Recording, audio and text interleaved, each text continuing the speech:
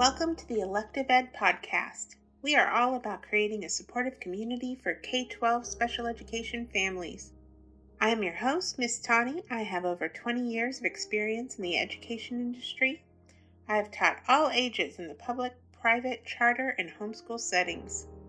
On this channel, we will be talking about the current issues in the K-12 school systems and suggest ways that students and parents can better advocate for support.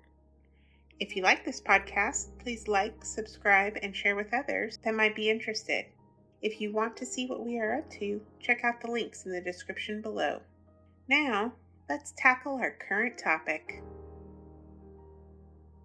There are a few safety measures that I've noticed schools are implementing this year. Many of these measures change the school environment and could result in a negative reaction from special needs students. The one that stood out to me is the widespread use of on-campus school safety officers. An officer's presence has been a staple in many high schools in the past, but they are now being utilized by middle and elementary schools as well. I've worked in a few schools that had these officers, and there were some important issues that arose between these officers and the special education students. There is a very important way to avoid these conflicts: communication and training related to Sped behavior intervention plans. Many Sped students have a behavior intervention plan, otherwise known as a BIP. This behavior plan should outline step-by-step ways to de-escalate behaviors for the student.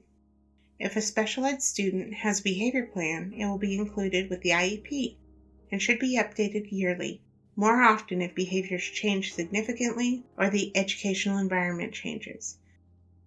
The behavior plan will be attached to the IEP section that has their accommodations listed. The behavior plan is a powerful tool that the parents and the Sped team can put together to de-escalate any situation and create a safe environment for a student who is having an emotional breakdown. An important part of that behavior plan that I have not seen is the steps that include the on-campus school safety officers. I think it would help the entire campus team to include them in any step-by-step level of incident. This would help inform and train them in safe ways to interact with that student and would help assure the parents and students that if an emotional outburst happens, it will be handled in a methodical, safe way that doesn't just end in an escalation of behavior and possible school write-ups and even arrests. The behavior interventions in these plans can include a multitude of interventions, including removal from a classroom situation to a cool-down room. When noting the intervention in the behavior plan, it should specify who is removing the student from the classroom and at what point during removal the on-campus Sped team and parents are notified. The behavior plan needs to be followed from step 1 of the interaction and meltdown through the final stages of calming down. Having a clear plan will benefit the student, parents, and on-campus staff.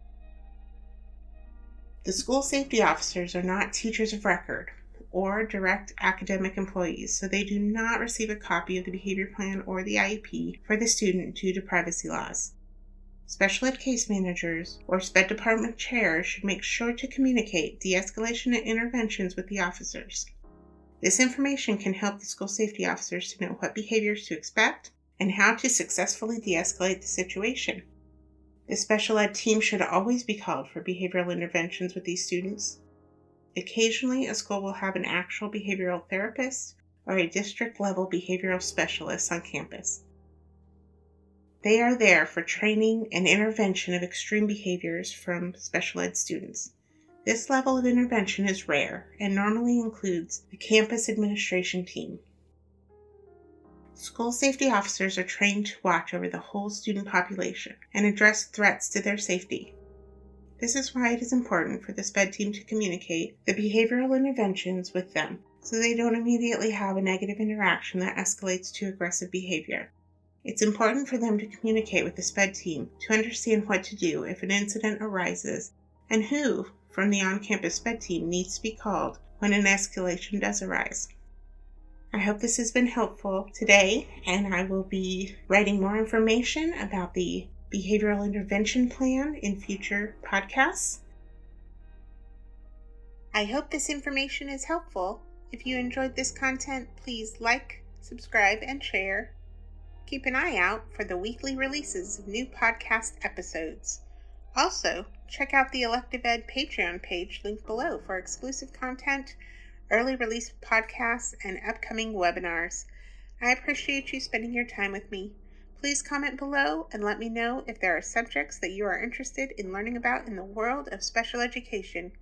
Have a wonderful day, and I'll see you in the next episode.